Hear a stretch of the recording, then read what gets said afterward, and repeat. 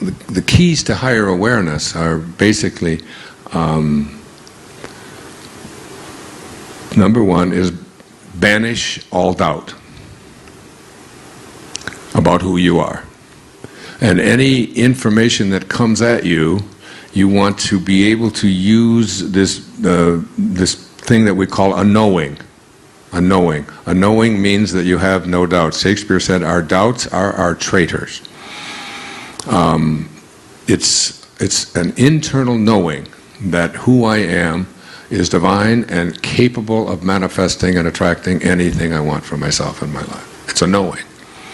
And whatever it is that comes at me, and this really ties in with wishes fulfilled and the 5 principles of placing into your imagination a knowing. Everything that now exists was once imagined.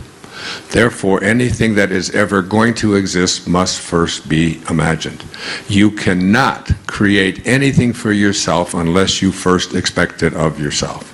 If you don't expect it of yourself, you cannot create it. Because everything that shows up in the physical world is manifested from the world of spirit. In the 40th verse of the Tao, it says, all being originates in non-being. So into non-being, you must place a knowing. And that's what I tried to tell Betty DeGeneres last night before the phone said no, is don't say, I am healing. I am healed. I am well. I am well.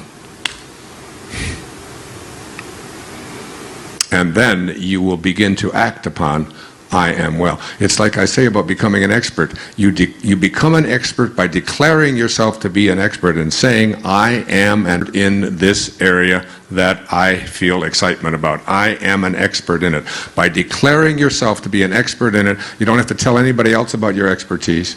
You don't have to show off about it. You declare yourself to be an expert in it, and then you will act upon that declaration, which is an I am within you, which is God. I am. I am expert. And as you place that into your imagination and live from that place, which is the second of the Wishes Fulfilled Foundations, it's a chapter in the book, you will then begin to act upon what is already there. He calls those things which do not exist as though they did. You must call what does not exist yet in the physical world as if it did already. Okay, so it's banishing doubt. The second Ken and I talked about well into the night, that night, is that you have to cultivate the witness. Cultivating the witness means that you step outside of the physical domain that you are in, you step outside of your physical body, and you begin to observe what your body is doing and what you are telling yourself and all of the things that you see out there from the place of non-identification with it. You are the observer. You are the noticer. And as you notice it, you just begin to realize that what it says in quantum physics is true, that when you change the way you look at things, the things you look at change. And that's a truth. That's a quantum truth. That the way that you observe something affects what you are observing. That's true in quantum physics. Just the nature of how you observe something changes what you are observing. Our linear mind cannot accept that or wrap itself around that kind of an idea.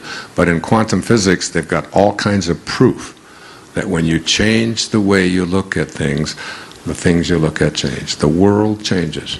If you believe you live in a supportive universe that is there to support and be with and be a foundation for what it is that you want to create, that is what you will attract into your life. That's how the universal consciousness works.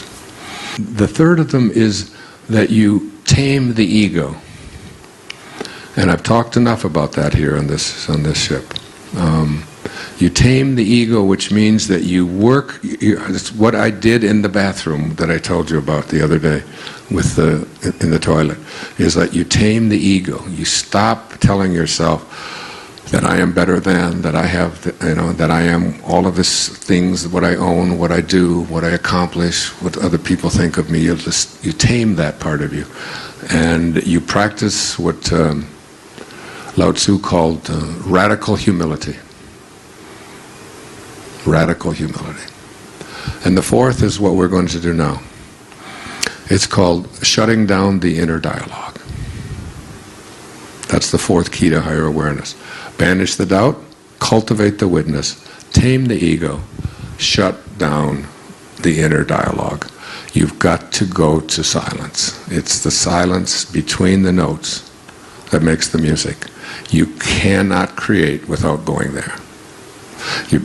I would encourage you to very strongly make a practice of having some quiet time every single day.